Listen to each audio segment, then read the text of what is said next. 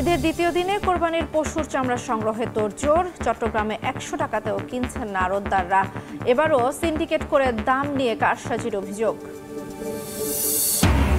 দেশের সব সিটি কর্পোরেশনে পরিচ্ছন্নতা কার্যক্রম সম্পন্ন, জানালেন উপদেষ্টা। কাজ করেন ৩৫,০০০-এর বেশি কর্মী। ঢাকায় কিছু এলাকায় এখনও সড়কে পড়ে আছে কোরবানির বর্জ্য।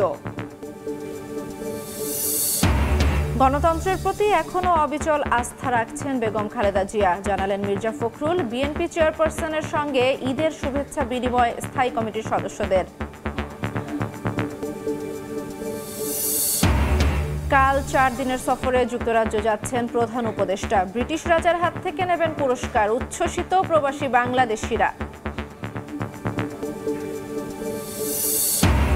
এবং জামদানির চাহিদার সঙ্গে পাল্লা দিয়ে বাড়ছে দাম। সুতার মূল্য বাড়ায় চলে যাচ্ছে নাগালের বাইরে। ক্রেতারা ঝুঁকছেন মেশিনে তৈরি শাড়ির দিকে। আছে দক্ষ কারিগর সংকটও।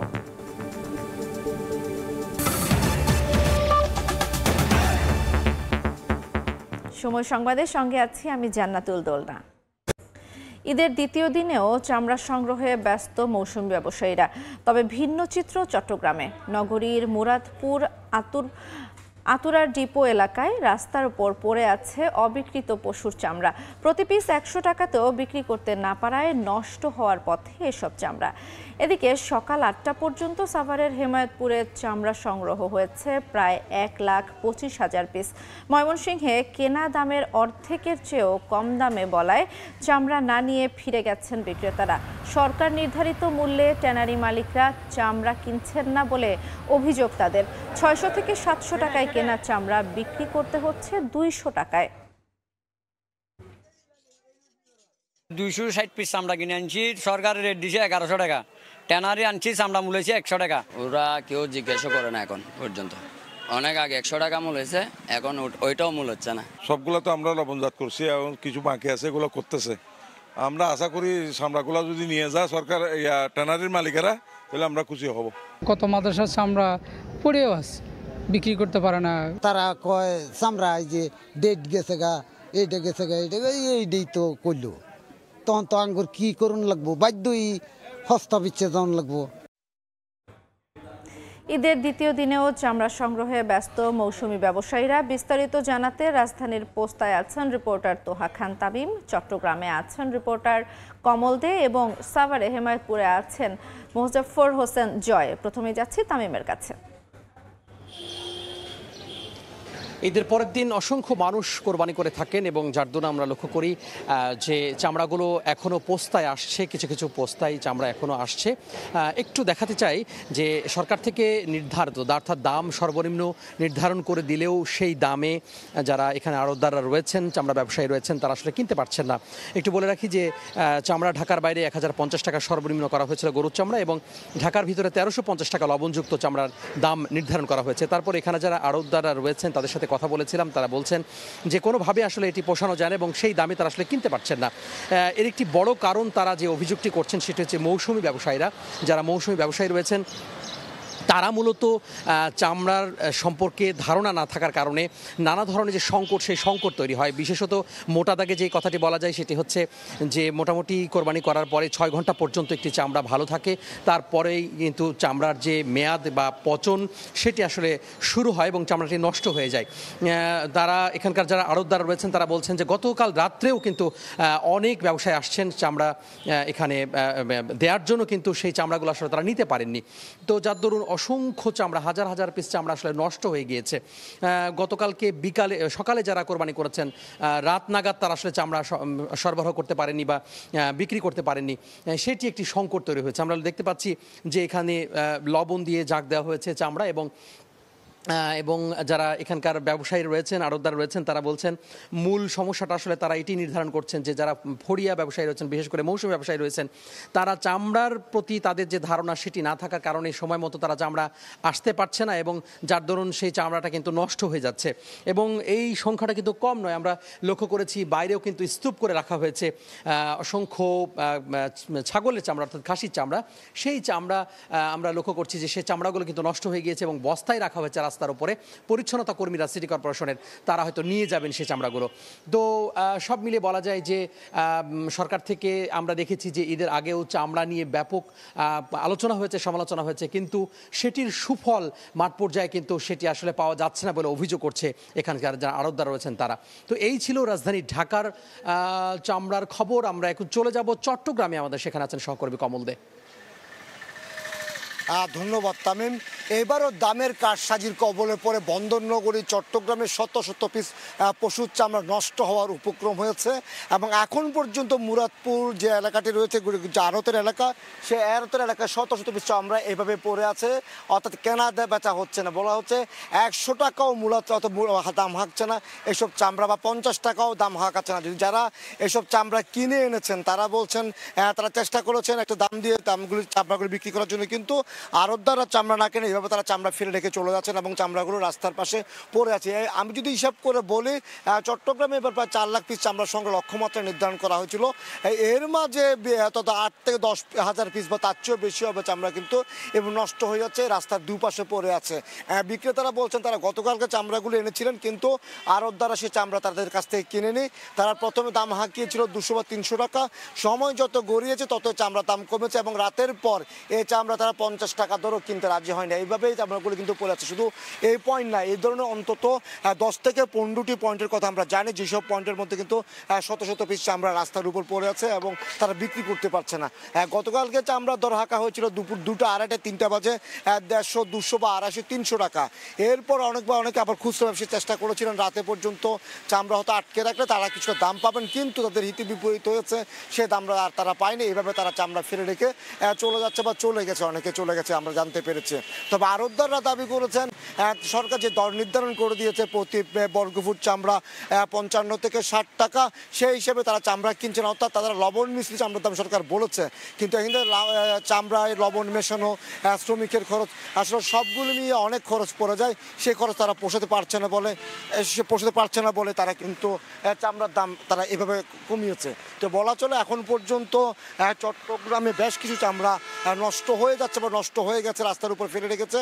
ছোটো ছোটো আড়তদার, ছোটো ছোটো যারা ক্ষুদ্র ব্যবসায়ী বা মৌসুমী ব্যবসায়ী ছিলেন, যারা বিভিন্ন মাদ্রাসা থেকে এনেছিলেন, সে চামড়াগুলো এইভাবে পড়ে আসতে। বলা চলে চট্টগ্রামে 4 লাখ পিস লক্ষ্যমাত্রা হলো, বিপুল বেশ কিছু চামড়া ইতিমধ্যে নষ্ট হয়েছে শুধুমাত্র দামের কারসাজির কারণে। তো এখন পর্যন্ত আমার কাছে চট্টগ্রামের চামড়ার বাজার এই ছিল। আমরা চলে যাবো সাভারের চামড়ার বাজার খবর জানার জন্য সহকর্মী জয়ের কাছে। আপনি জানেন যে সাভারের যে চামড়া শিল্পনগরী আছে সেখানে কিন্তু সকাল থেকে নানা অব্যবস্থাপনা এবং অভিযোগের মধ্য দিয়ে কিন্তু চামড়া সংগ্রহ চলছে। ইতিমধ্যে আমরা যে সাভারের যে চামড়া শিল্পনগরী আছে সেই ট্যানারির যে 1 নম্বর এবং 2 নম্বর গেট রয়েছে, সেই গেটের তথ্য মতে কিন্তু এই চামড়া শিল্পনগরীতে এই 10টার পর্যন্ত কিন্তু 2000 ট্রাক প্রবেশ করেছে, অর্থাৎ প্রায় 3 লক্ষ পিস চামড়া কিন্তু ইতিমধ্যেই সাভার শিল্পনগরী যে ট্যানারি রয়েছে সেখানে কিন্তু ট্যানারিতে ইতিমধ্যে পৌঁছে গিয়েছে এবং সেই বিষয়ে কিন্তু তোড়জোড় চলছে। আমরা যতটুকু জানতে পেরেছি যে ইতিমধ্যে এই চামড়া শিল্পনগরীতে বিভিন্ন ট্যানারিতে কিন্তু চামড়া প্রসেসিং এর কাজ ইতিমধ্যে চলছে এবং শ্রমিকরা কিন্তু কাজে যোগ দিয়েছেন এবং রাত্র এবং দিনে 2 শিফটে কাজ করছেন। যদি একটু বলে রাখতে চাই যে সরকার নির্ধারিত চামড়ার যে দাম, সেই দাম কিন্তু যারা বিক্রেতা রয়েছেন তারা কিন্তু পাচ্ছেন না। বিশেষ করে মাদ্রাসা এবং মৌসুমী যারা ব্যবসায়ী রয়েছে চামড়া শিল্পের, তারা কিন্তু এই চামড়া ব্যবসা নিয়ে দারুণ ভোগান্তিতে রয়েছেন বলে আমাদেরকে জানিয়েছেন। তারা বলছেন যে সরকার নির্ধারিত, যদিও সর্বনিম্ন নির্ধারিত রেট দেওয়া হয়েছে 1050 থেকে 1350 টাকা পর্যন্ত, কিন্তু সেখানে তারা 500, 400 কিংবা 600 টাকায় চামড়া বিক্রি করে তাদের চলে যেতে হচ্ছে। এখনো কয়েকশো গাড়ি আমরা দেখেছি ট্রাক আনলোড এবং আনলোড হওয়ার পর্যায়ে রয়েছে, অপেক্ষমান রয়েছে এবং তারা কিন্তু অনেকেই, আমরা বিশেষ করে দেখেছি মাদ্রাসার যে চামড়াগুলো রয়েছে তাদেরকে বাকিতেই চামড়া ট্যানারি শিল্পকে বুঝিয়ে দিয়ে চলে যেতে দেখেছে এবং তারা দুঃখ প্রকাশও করেছেন। এই ব্যাপারে সরকারের হস্তক্ষেপ কামনা করেছেন। একই সাথে জানিয়ে রাখতে চাই যে মূলত ঢাকা শহর সহ ঢাকা জেলার আশপাশে প্রায় 5 লক্ষ পিস চামড়া সংগ্রহ করার কথা রয়েছে ঈদের দিন এবং আজকের দিন মিলে 2 দিনে। সেখানে আজকে দুপুর 10টা পর্যন্ত কিন্তু আমরা দেখতে পাচ্ছি যে ইতিমধ্যে কিন্তু 3 লক্ষ পিস চামড়া এই ট্যানারিতে পৌঁছে গিয়েছে। যদিও এই মৌসুমে প্রায় 1 কোটি পিস চামড়া সংগ্রহের কথা লক্ষ্যমাত্রা ধরা হয়েছে, সেখানে 5 দিনে ঢাকা এবং ঢাকা জেলার আশপাশে কিন্তু ইতিমধ্যে 3 লাখ পিস চামড়া সাভারের এই ট্যানারিতে এসে পৌঁছেছে। তো সাভারের বিভিন্ন স্থান থেকে আমরা এসেছে ঢাকা জেলার প্রত্যন্ত অঞ্চল থেকে। তো এই ছিল আমার কাছে বিশেষ করে ঢাকা চামড়া শিল্পনগরীর সর্বশেষ তথ্য। কোরবানির পশুর চামড়া বেচাকেনার খবর জানতে আমরা সরাসরি যুক্ত ছিলাম রাজধানীর সাভারের হেমায়েতপুর থেকে, চট্টগ্রাম থেকে এবং লালবাগ থেকে। কোরবানির ঈদে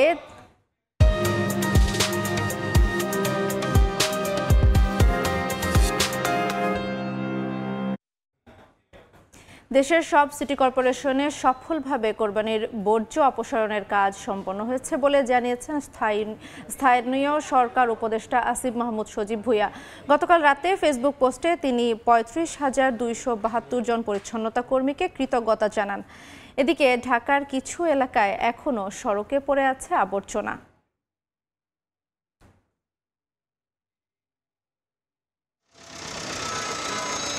রাজধানীতে এবছর ঈদুল আজহায় ২০,০০০ টন করে প্রায় ৪০,০০০ টন কোরবানির বর্জ্য অপসারণের টার্গেট নিয়ে কাজ শুরু করে ঢাকার ২ সিটি কর্পোরেশন। ১২ ঘন্টার মধ্যে ঈদের দিনে কোরবানির বর্জ্য অপসারণের ঘোষণাও দেয় ২ সিটি কর্পোরেশন। শনিবার সন্ধ্যায় সংবাদ সম্মেলনে ঢাকা উত্তর সিটির প্রশাসক জানান, এরই মধ্যে কোরবানির বর্জ্য ৮৫ ভাগের বেশি অপসারণ করা হয়েছে। সন্ধ্যার মধ্যে আমরা ৮৫%-এর উপরে কিন্তু ওয়েস্ট আমরা কালেক্ট করতে পেরেছি। তবে রোববার মধ্যরাতে মূল সড়কের বিভিন্ন জায়গায় বিচ্ছিন্নভাবে বর্জ্য পড়ে থাকতে দেখা যায়। কাজীপাড়া ও মহাখালী তিতুমির কলেজের সামনে এবং মোহাম্মদপুরেও সড়কে পড়েছিল কোরবানির বর্জ্য। এদিকে স্থানীয় সরকার উপদেষ্টা আসিফ মাহমুদ সজীব ভুঁইয়া মধ্যরাতে দেয়া ফেসবুক পোস্টে জানান, ৩৫,২৭২ জন পরিচ্ছন্নতা কর্মী তাদের ঈদ আনন্দ বিসর্জন দিয়ে সারা দেশে সিটি কর্পোরেশনের পরিচ্ছন্নতা কার্যক্রম সম্পূর্ণ করেছেন। এজন্য সবার প্রতি কৃতজ্ঞতা প্রকাশ করেন। এর আগে শনিবার দুপুরে রাজধানীর আগারগাঁওয়ে ঢাকা উত্তর সিটি কর্পোরেশনের পক্ষ থেকে বর্জ্য ব্যবস্থাপনা কার্যক্রমের উদ্বোধন করে স্থানীয় সরকার উপদেষ্টা ১২ ঘন্টার মধ্যে বর্জ্য অপসারণের ঘোষণা দেন। পুরো ঢাকা পরিষ্কার পরিচ্ছন্নতার যে সিটি কর্পোরেশনের যে কার্যক্রম সেটা সম্পন্ন হবে। রায়দুল ইসলাম শুভ, সময় সংবাদ, ঢাকা।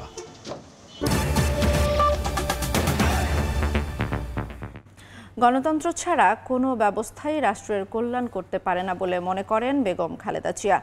বিএনপি চেয়ারপারসনের সঙ্গে ঈদের শুভেচ্ছা বিনিময়ের পর গণমাধ্যমে একথা জানান দলের মহাসচিব মির্জা ফখরুল ইসলাম আলমগীর।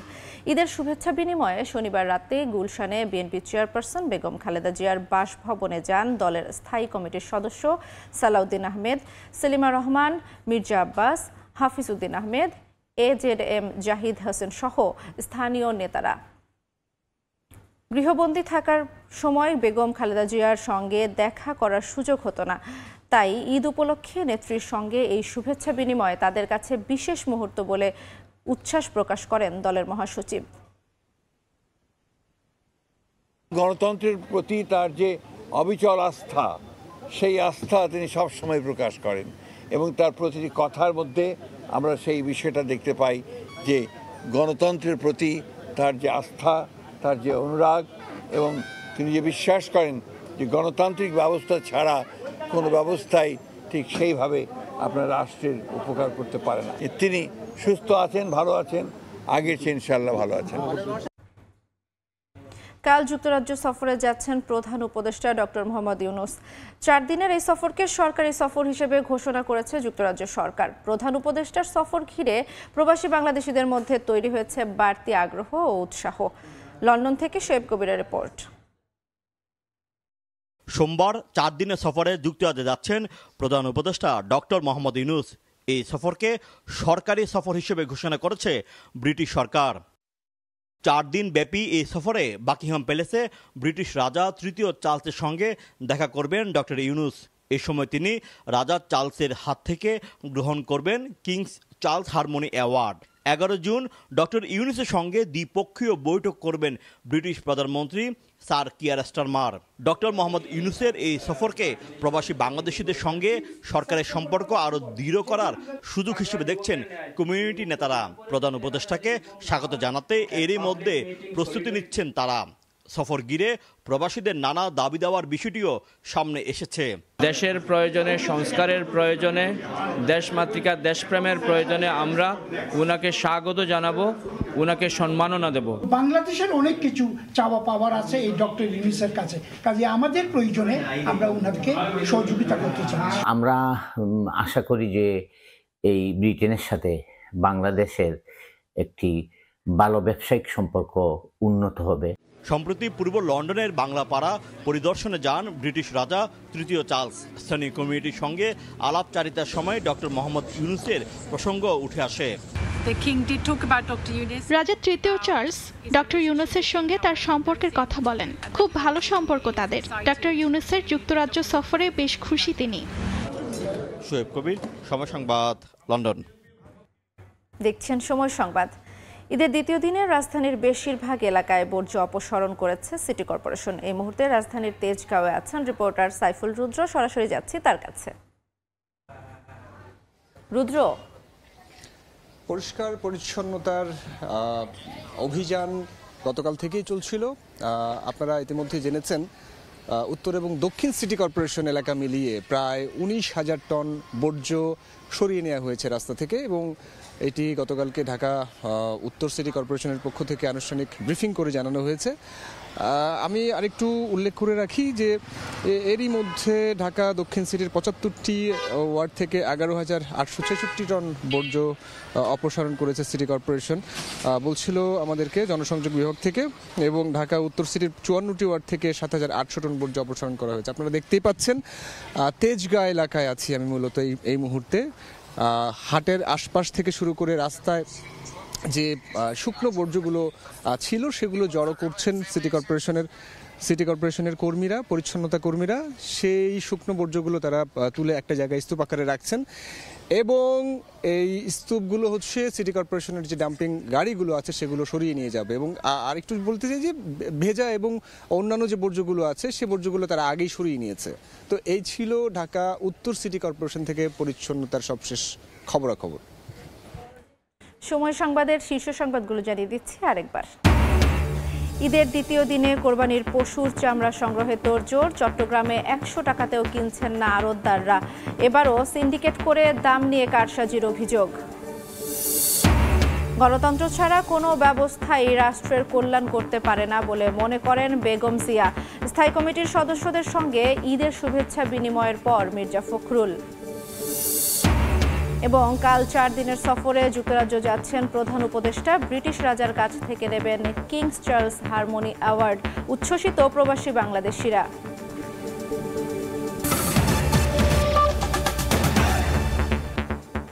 এই ছিল সময় সংবাদে। সঙ্গে থাকুন সময়ের।